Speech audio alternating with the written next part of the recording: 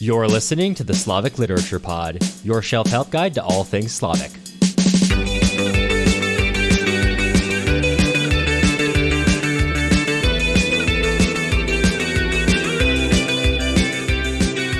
I'm Matt Gerasimovich, PhD candidate at Northwestern University, studying Russian literature and film. And I'm Cameron Lalana, a literature enthusiast and a guy working in media. We're two friends who met while studying in Russia, and we like talking about books so much that we made it into a podcast. And this podcast is the podcast for people who want to learn more about Slavic literature, art, and culture. Every episode, we're going to be bringing you the background and analysis you'll need to know and understand these works.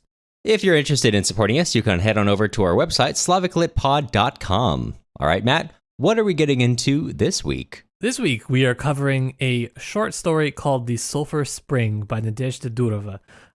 It was a pleasure to read, I will say, and a pleasure to debate for half an hour before we turned on the microphones and started recording this episode. Yeah, I'm excited to get into this one because I think we both came into the call being like, gosh, we have a lot of notes, a lot of things we're thinking about. I don't know if I have conclusions. And then we did what we usually do and banter for about a half hour and start making conclusions. So I'm excited to start talking about it because there's a lot. There's more to get into here than I initially thought after my first read through, after giving it some thought and chatting about it with you. Not only is there more to get into, but there's more being written about it, as it turns out, as we're speaking. Yes, yeah. Which is exciting. Yes, very much so. So before we really get into it, because there's a lot to cover here, why cover this author, this story? Who is this person?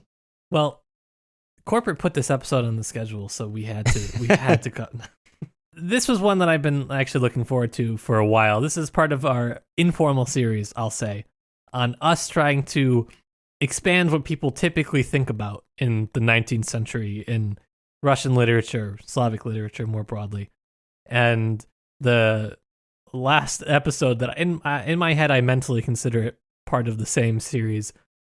We covered On the Way, a sketch by Khvoshinskaya, which was a really fun one to talk about. And that's that one still mildly haunts me. I don't know, something about it just kind of stuck with me. I liked it a lot. So this one we're covering the Sulphur Spring, which in my head I wrote this incorrectly the first time. I called it the Silver Spring when I was planning before reading it, and I can't get it out of my head. So I have to really think about it when I'm saying this. So it's difficult for me. But so Durova was one of the most interesting people probably to live in Russia, in my estimation. This was not this particular work, but a lot of her work was praised by Pushkin. It was published actually by Pushkin in The Contemporary in the mid-1830s. So he spoke really highly of her memoir writing specifically overall. And you might be wondering, what in the world did this author do that merits a memoir? Well, she was the first woman cavalry officer or officer in the Russian Imperial Army. And she did this basically when she was pretty young. She ran away from home. Things didn't seem to be going well. In my research, I didn't come across exactly what was going on. She married when she was 18, had a son 2 years later, and then for some unknown reason, as it states, as my sources state, as my informant stated, she returned to her family 3 years later, where it seems she was doomed to become just basically a housekeeper. So she runs away and she joins the cavalry, disguised as a boy, so that she, can join, because women could not serve at this time. So she goes on and she writes memoirs about these years, the Cavalry Maiden, and she has some other memoirs that are praised, and she has this sort of relatively brief moment of fame. And even though she was first posing as a boy, it was not like a well-kept secret, I suppose. Alexandr II learned about this, learned that there was women serving in the army, and he was very impressed. And so, he transferred her to a good regiment in the army and commissioned her under his name, Aleksandrov. And so this was kind of the story of what it is that is so interesting and so unique. And so not only do we have someone who has a really interesting life, but we also have somebody who has clear, demonstrable literary talent that is, if you're going to be praised by anybody, to be praised by Pushkin at this time, I mean, that's Amazing. That's wonderful. She writes relatively successful for a few years until she just kind of decides, I don't want to write anymore. And so she retreats to the provinces and in general is kind of living in a relative obscurity until her death in 1866. There are her own memoirs, like I mentioned, that are well read, probably better known than the story that we're going to cover here tonight. But they sort of, from what I could glean, seem to omit certain facts like her marriage and the birth of her son and some things that seem to be relatively major life events, right? So that's interesting. We can talk about that because we came across one poorly written online source about her that was just laughing up from the memoir, but that's a separate, kind of debate. And so I did briefly want to address the sort of what is happening with Durova now, because it's really kind of interesting. There's sort of some new scholars that are working on kind of like queer studies, trans studies on Durova, and kind of looking at more trans-inclusive readings of her work. And so what I would say is the way that I have presented her here now is kind of the sort of typical depiction of Durova. There is debate, much debate, let's say, continued debate about sort of what this means, how this, how this can impact our reading. There's sort of a lot of interest in sort of how she was actually grammatically writing, right? Was she using masculine and feminine endings? How was she doing this? There's a lot of debate on the editorial, maybe you could call it interference, of sort of steering into this narrative of, wow, how cool that a girl was serving, well dressed as a boy. And, was this really sort of the case, or are we also playing into this narrative that has maybe been constructed more artificially than actually was the case? But it's hard to come down one way or another, I would say, at the moment, just because there is not a lot of work done. But I think it's really great that there is more work being done, and I hope that we can bring someone on in the future to talk about it. Absolutely. And if you're interested in kind of engaging with that a little bit, we'll be linking an article in the show notes, which we believe is open access. At the very least, I can open it from my civilian computer. It didn't stop me from accessing it, so it seems good. Yeah. So seems good. So fingers crossed. It's called the in parentheses, Making of a Man, Aleksandr Aleksandrov / Nadezhda Durova by Ruth Averbach. And that was something we gave a brief look at, and we think is worthwhile for anyone coming into this to read and consider as they go into considering this author's work. Considering, please. Please considering. We'd like to raise awareness that you should be aware of the fact that you should be considering. I'll consider it. And please do it considerately. But yes, anyway. Okay, so let's talk about the Sulphur Spring itself, because this is an episode not about the author, but about the text. And so this was originally published in 1839, and it's a relatively simple story. You've got an officer, a captain, who's in a rural province, who happens to meet a woman who he's friendly with, and they chat. He's been in a particularly sort of dour mood after the somewhat unpleasant death of a friend, and they go and they chat through the night after, as his friend has just returned from a Sulphur Spring about 80 versts away. And so she tells this story of, there's this curious, woman I met named Zela, who is sort of this an orphan who was raised by this Cheremisse village, and Cheremisse, also known as Mari people or Volga Finns, depending on who you talk about. They're one of the many ethnic subgroups of 180 something that live in the the area of the Russian Empire. I think 180 is from the modern territories of the Russian Federation. I don't know the rough numbers of the Russian Empire. Much larger, I would imagine. But so this woman, she happened to notice her while going to the spring one morning, and is just struck by her beauty and asks about who this Zela is. And you get this sort of unfortunate story of this young orphan who was raised by this village, who seemed to be going in a pretty good direction until she was struck by this unfortunate event where she falls in love with this boy from another village named Dukmor, who was raised in a very similar situation to her. He was also an orphan, but unlike her, where she was sort of raised by the whole village and loved by everyone, he is not quite so loved. It's not quite hated, but not quite brought in the same way. So he ends up being a shepherd for the village, kind of staying far away from the rest of them. Which is where, while he's doing that, is how Zayla comes across him. And as it's noted in the story, many of these people do not tend to travel far, especially if you don't have a specific purpose. But she's going out to get water. She happens to meet him, and they sort of develop this relationship where every morning she goes to get water. He's out there with his flock, and they spend time together, which continues until sort of this bad omen comes to them. There's this sort of forest spirit, Keremet, who everyone fears. That means it's part of this part of the tapestry of life here, where although the story mentions they are Christians, they are also holding on to older pre-Christian beliefs, which we can mention that a little bit later, but that's something you'll see in certain texts talking about the peoples of Russia as kind of the Vayduchi, the two-spirit people, with this sort of imposed Orthodox Christianity, along with pre-Christian beliefs often coexisting. So this belief that this change, brings fear among themselves, among their whole village. And one night they hear this strange sound, which drives Zayla sort of into a panic. And Dukmor tells her to run back to your village. And he realizes after he sent her away and he's trying to get his flock all together that what they have heard is actually a bear. And he decides, I'm going to go face this bear in single combat after a couple days. And he keeps coming back to the spot where they meet every morning to tell her, hey, I'm going to go face down the bear. But she doesn't show up because at this point she's fallen to a feverish state. And finally, after a week, he decides, well, goodbye. It was good to know you. In a much more emotional terms than that. That's just how I would say it.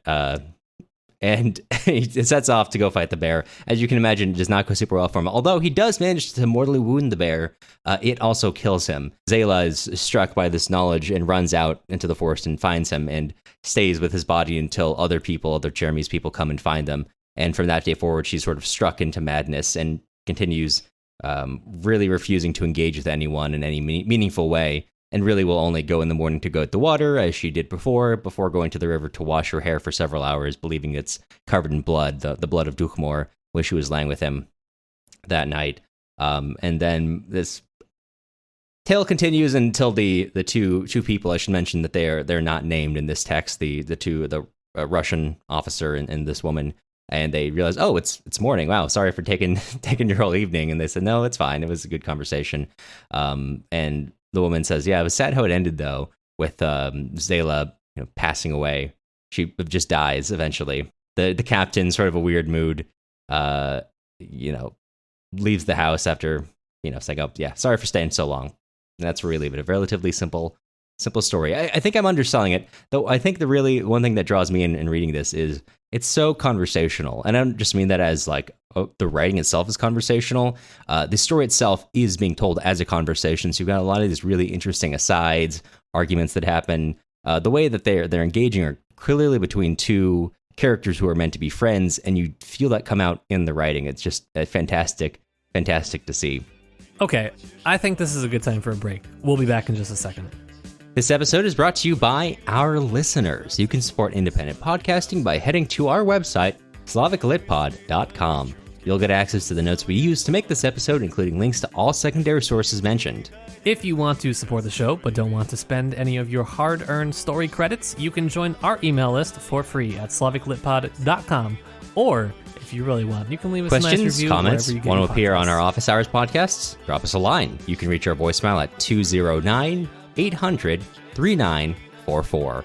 Or you can also email us a voice recording or text question at slaviclitpod@gmail.com. We'll bring your question onto the podcast and do our best to address it. All right, back to the romantics. Is there anywhere that you in particular would like to start? I think we can start at the very beginning of the story. Okay. Because it doesn't start with a conversation between friends. It doesn't start with a story. It starts with the narrator talking about how bored they are. It reminded me actually of being in quarantine all those years ago. Right. The first line of the story is, My God, what tedium. What can I do? How can I occupy myself? What am I to do with so much spare time? Books and walks, nothing but books and walks, which is kind of how I felt during COVID. So that was funny. And then the narrator goes on to talk about how it really sucks being with all of these happy and bubbly women, 16 or 60. They're all exactly the same. Quotes that didn't age well. They'll be just the same for all eternity, the narrator says. And he talks about how they want just a sadder, more brooding woman, I suppose.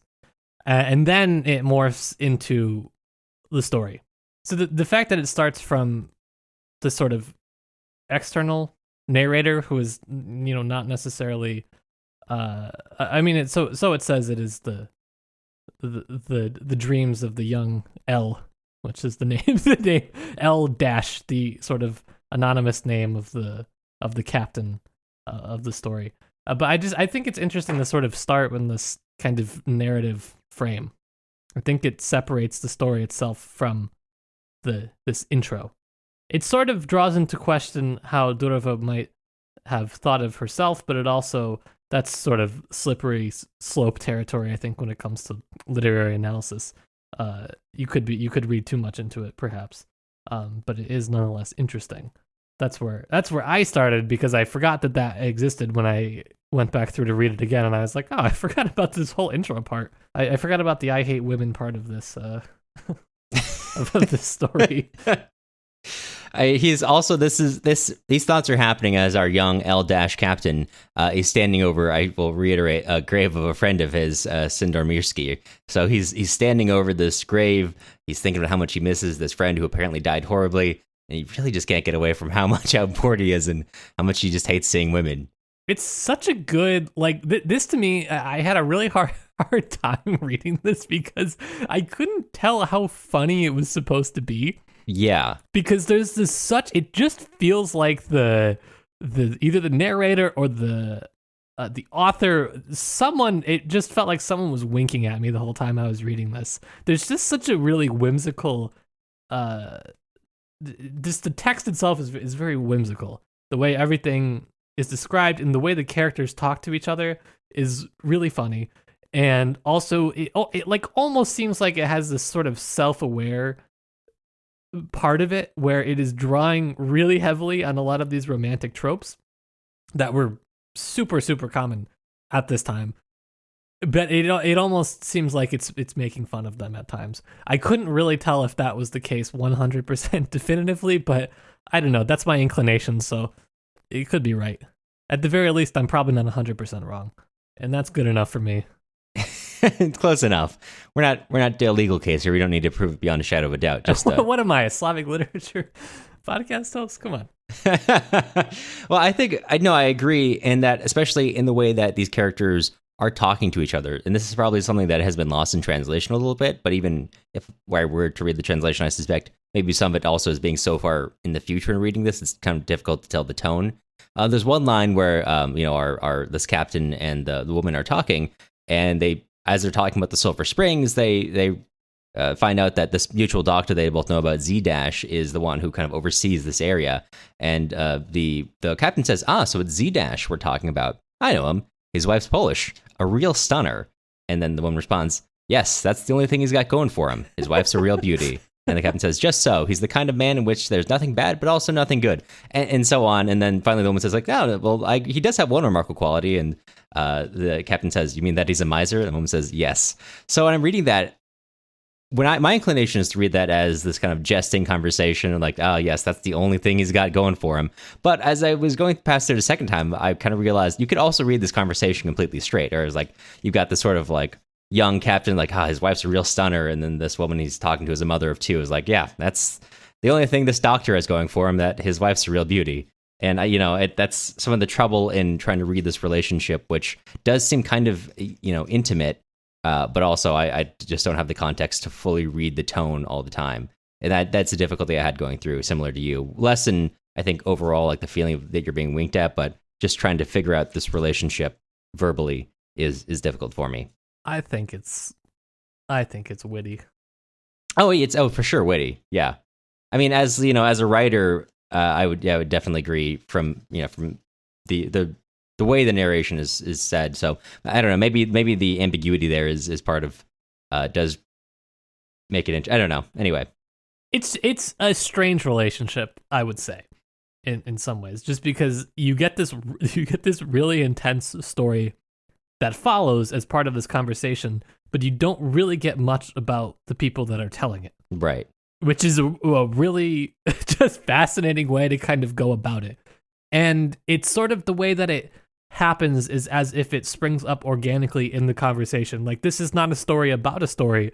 It's a story where a story happens to show up. Right. Yeah. And that is what is so, that essence of the story was just so fun to me. I don't know. I really enjoyed it. No, me too. Well, it's like reading a podcast happening where you've got the central tale of reason why you're here, and then these two, so to speak, hosts, the captain and Elyzavetskaya, that's her name, Elyzavetskaya, who are there just chatting about, they're talking about later on towards the end. Zayla is in the habit of singing quite often. She sings as the tale goes. After finding Gukmor's body, she sits with him and she sings until she's no longer has a voice. And they kind of get into this small debate of, how could she be a mad woman if she sang a song? Which I don't entirely follow. I guess that's I don't entirely follow that line of logic, but that's not me to make that judgment here. And Elyzavetskaya says, no. Well, the Cheremisse people are very good at both singing and improvising at the same time. And then that leads into this kind of side debate of that possibility before, Elyzavetskaya finally says, no. Look, just let me finish my story, okay? And you need to hear about how Zayla dies. The guy's like, oh, she dies? Whoa. It kind of, you're kind of placed into the position of the... well, it's hard to parse. The story's narrator, L Dash, who is not the one telling the story of Zayla, but who's the one telling the overall story, right? Allegedly. And throughout the whole story, he's interrupting. Just there's sort of this push and pull of, well, it's late. This is the end of the story, or I don't know, we'll leave it here for now, and then the narrator butting in, oh no, we have to finish the story. I need to know how it ends. And by the end of it, that's how I was feeling too. I was like, I gotta know. I don't know. I also felt, this is just me, the way that it's narrated felt like there was going to be a punchline at the end. I don't know if that was just a me thing. I was just waiting for something at the end that didn't come. Not that there needed to be anything, but like, that's how the narration led you. No, I see. I think I agree because I mentioned this to you beforehand. When I read it for the first time, looking at all the asides, I was kind of searching them, maybe a little searching them too much for, what is, why is the narrator drawing our attention over here into this question of singing and improvisation, or into any number of other issues they go off into, oh, aren't they Christian if they have, these other beliefs and Karamet and all this.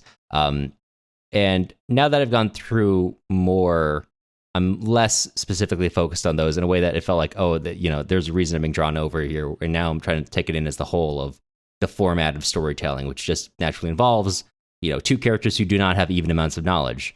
So as they get to certain points, they start debating or they start talking of, these things, almost as if, this Elyzavetskaya is talking to you, a reader who might not be familiar with these things and almost is engaging in a way with a reader, a lesser educated reader who's not familiar with the Cheremisse people, with some other form of like, this idea of singing and improvising at the same time. It almost is giving you, the reader, footnotes in a sense. It is, but I also do think it's sort of a leftover narrative tactic from Eugene Onegin, to be completely honest with you. Just that would have been published about 6 years before this, and that is still, and definitely was at the time, like the most influential thing that was being published. So anybody who could read was reading that. Right. And the whole of Onegin is this digression, is this sort of diverting you away from the action of what's going on. And that's, to me, kind of how this one is moving forward as well a little bit.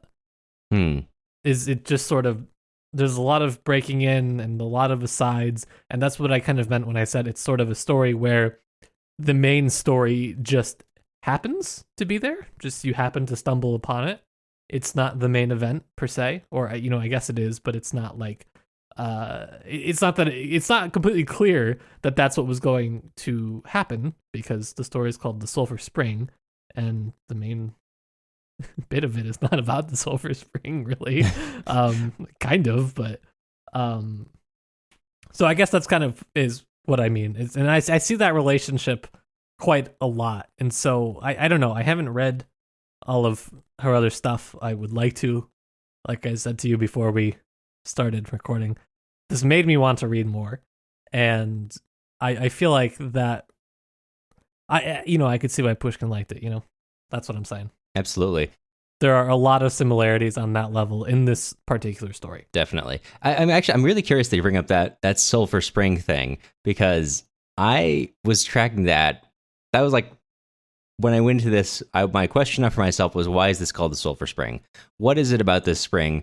And I'm still trying to wrestle with that question, because like you said, the Sulphur Spring doesn't really matter. It's just a stairway, a sort of way to bring us into this village, because the Sulphur Spring, as far as these two characters are concerned, the only thing that's important there is that for a while there was a doctor in the area who was like, oh, I think that's got really great medical properties, and then he dies, and his successor is not as interested in the implications of people coming out here for health reasons, and so he just kind of gives it up. But certain people in the know still go out there to basically do that, as Elizaveta has done for her two children, which leads them into the rest of this story about Dukhmor and Zela.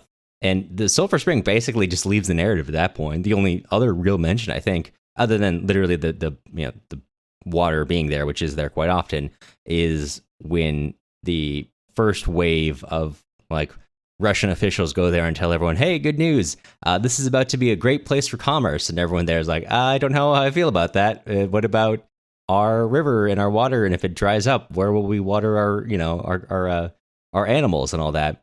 Before the officials they're pretty much lose. Good news, you're getting a sweet green in a microbrewery. No. Also, your rent's going up. We don't pay rent. Well, we're gonna have to fix that. Yeah, and then it pretty much exits the narrative after that. But I'm also almost wondering in some parts of this, because, like you say, we're kind of coming into this now at the same level of knowledge as we do with some other better known authors. If this is part of this kind of choice in talking about, in this group of people where you have sort of like this familiar lead in, the Sulphur Spring, like, oh, it's really, the Sulphur Spring, it's a great health, great health resort area, whatever. But also there's this people there who's been there this whole time. Yeah, it's, kind of their river. There's actually several cities there. It's not cities, several towns there, several areas of people inhabiting where we, well, they're there. Yeah, no, you bring up a good point, and that it doesn't seem to form a major portion of the narrative other than a segue into the story about this sort of region. And so that to me was, and maybe again I'm missing something, but I like that. I thought it was really clever, because it threw me like you would not believe when I was reading this the first time. I was like, what am I reading about? But I thought that was really kind of funny, honestly, part of it. But this is exactly where I came to the conclusion that most of this has to be somewhat an ironic take on romanticism, because a large part of romanticism has to do with this sort of exoticized other. Pushkin, of course, would recognize this sort of tale in his own ways, and this, I mean, you cannot go through the sort of Russian romantics without looking at the way that a lot of their, military experience in the Caucasus and these sort of the othered regions in and around the Russian Empire form the basis of, a lot of their work and a lot of what they view as other. And there's still there's a lot of unreconciled things going on there that still have to be addressed, I think, or haven't adequately been addressed there. But there is sort of in here there is a sort of exoticizing of these people around the Sulphur Spring, but there is also this parallel that I thought, which was when they're talking about how they're Christians, they're baptized, they go to church, they take the Eucharist, they keep the fast, but the priest cannot eradicate the spirit of idolatry in the common people, saying that they preserve the ferocity of savage peoples in their custom. So, like you mentioned, there is this existing sort of pre-Christian, pagan, if you will, belief system that is kind of merged with, or, I don't want to say not eradicated from because of the connotation of the way that this is still sort of maintained and not even necessarily consciously practiced, but the way that some of those beliefs just linger. And this is still true, today. The way that they linger in combination with Christianity that was generally imposed on a lot of these people. And so you have this, and they're ridiculed for this. They're ridiculed endlessly in that part about their customs and how stupid they are for believing these things. Meanwhile, this lady goes to a smelly-ass spring and is slurping down sulfur water because some doctor said that it was going to make her feel better. And this is like the sickest Tolstoy wished that he could have written this, I think. To me, that was like, I don't know if that was the point, I'll be honest with you, but to me, that was really, really funny. Where not the whole moral of the story, but part of the moral of the story was, look at how stupid these people are for believing in this and doing in this, and why would they do that? It's so different. It's so this. It's so that.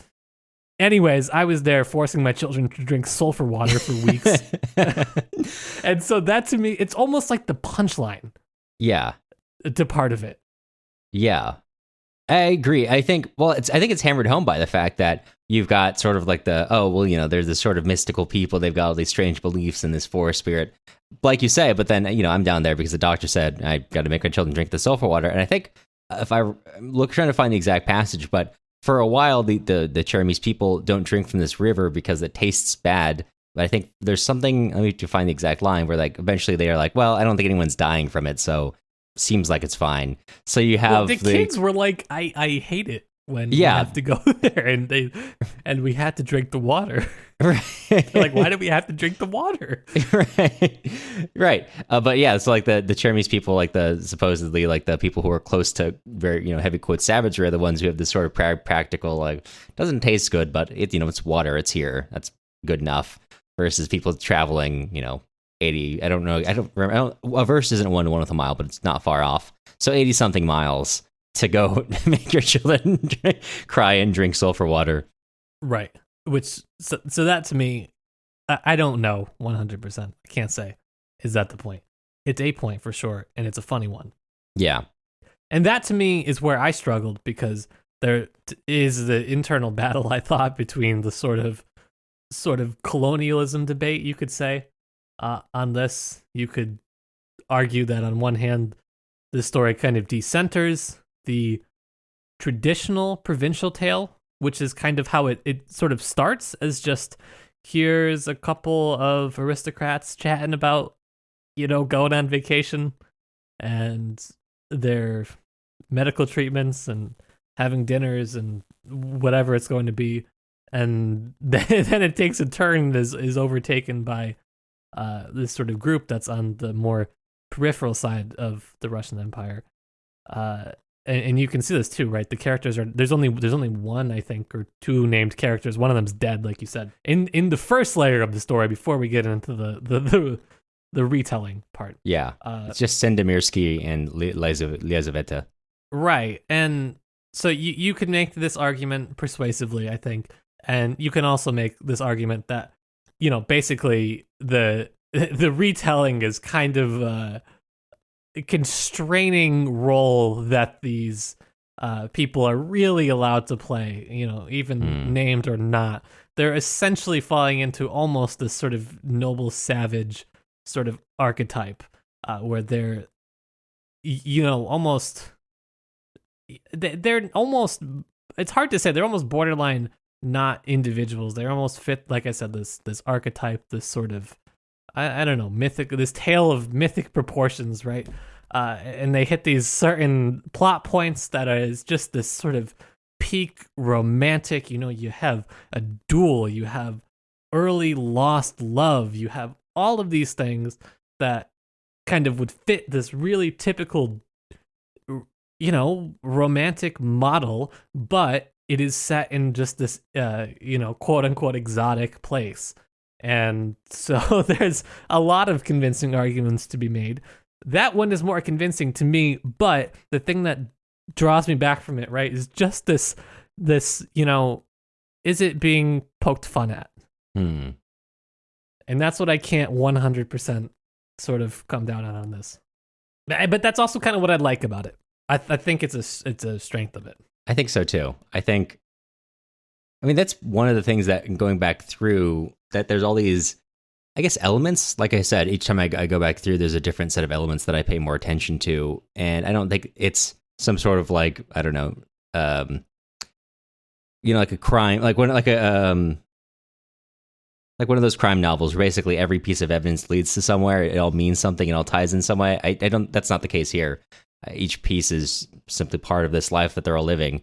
But I think that makes it more enjoyable going back through and trying to read this as just a bunch of sort of lives or these people, Nadezhda and the captain, sort of trying to convey life and all these things that they go off onto the side and to talk about. But there's something to be said for the fact that this is also the Chermese people are only being reflected through Nadezhda's telling of them. So, and this is not intentional. I don't think this is like intentionally like, oh, this is a simplification to people because it's being told by, a person that's far away, not knowing of the area.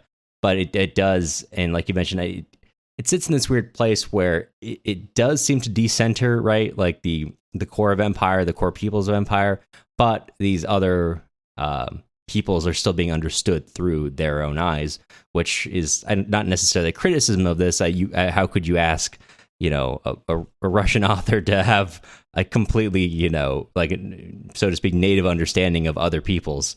But that is, in fact, that does get replicated by the nature of who's telling the story here. So this also is an unclear question to me. Is what is being told? Is it an oral retelling or is it not? And it seems to me that it is written, because I found the line that I was so dutifully searching for. Right towards the end, where Nadezhda is saying, "I wouldn't want to have to tell that story again for as long as I live." She said this at last, as she stood up from the sofa and put away her work. And that to me insinuates that she's reading perhaps a story that's not hers. Where the story comes from, I don't know. She's able to recount in, pristine crystal detail the story that Zela is singing, or the song that she's singing, and it's pretty long. I don't know, like, you know what I'm saying? Like, I get that this is maybe like picking too much. It'd be kind of a lot. It was a really well constructed story. You know what I'm saying? Right. So it seems to me that is this real? Did this really happen to her? Is this something that she's pretending that did she write it down, or is this, someone else's story that she's literally stealing and saying, "Oh, whoa, you never would believe what happened to me." Yeah. It's not 100% clear to me. Right. That's a good question. I was almost wondering if that was just she was like doing something with her hands, and that's what it refers to in the story. But I'm going back through and I don't see any reference to her doing anything. So that's a good question. That, honestly, as you said, that could make a lot of sense too. But the way that it was worded kind of struck me, and I thought, I don't know. But the fact that it is, could, I guess, be read either way is, again, kind of interesting. Right. Or it's not interesting. I don't know. It could be. It's depending whether or not we find reference to Nadezhda doing something else. Yeah, I don't know. There's a lot of stuff where I think there's an unusual amount for this one where we're still like, I don't know, we're still digesting it, which is maybe not the best place to be when we're recording, but I think to fully come to a conclusion on this story might be missing the forest for the trees a little bit. is where I am currently at, and and this read through I am going through, and I am really enjoying the storytelling style and the characterization, and sort of this retelling of this possibly ironic joke of romantic tropes for its era. It is a very well constructed read, very solid piece of characterization. Yeah, I'm always amazed at people who can write things where it is well constructed, but the intent is to not seem constructed. That's fascinating to me. And my other unresolved question still is, what is the relationship between these people? To stay up all night talking to a married woman with kids in her own home right at this time, that's a little strange. Yes, yeah. I know they were, friends maybe talking in jest, but a lot of it seemed like it could also be read as very flirtatious. And so I don't know. All I'm saying is that there is quite a lot going on here. Well, I think that is an interesting question, because it's, as it's mentioned, so they have dinner. Elle, or the captain, and Lizavitskaya have dinner with her husband Lyazovitsky, which also, I have to say, a very interesting. The way that characters, there is a third Russian character named Misha, their son. Very interesting, the naming convention here, where typically if you look at these things, and this is something I've tried to avoid, but this is a pattern I fall into all too often. More often than not, men are identified by their last name and women are identified by their first name. So I think it's very interesting here, the sort of equality given to this married couple, where they're not, you don't know their first names, they're Lazovitskaya and Lazovetsky. I think that's interesting characterization, especially against the captain. Not that having L dash is abnormal, but I think that's an interesting choice here. No, it's nothing is necessarily abnormal per se, but it is interesting to me as something I was picking at without coming to much fruition, but just who gets named, mm-hmm. and what that really means for the story. I don't know what it means exactly or how much it means, but it is interesting.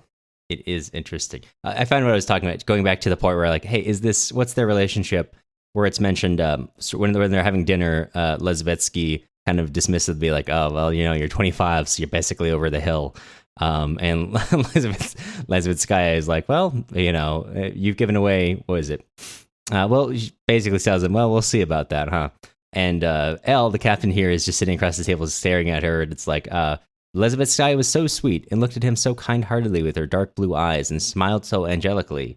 Elle was only 24. He moved his chair back again. So it's really not essential to the narrative. It's this possibly romantic overtone here. It really isn't addressed. It's just a feature of it. It's just part of these kind of...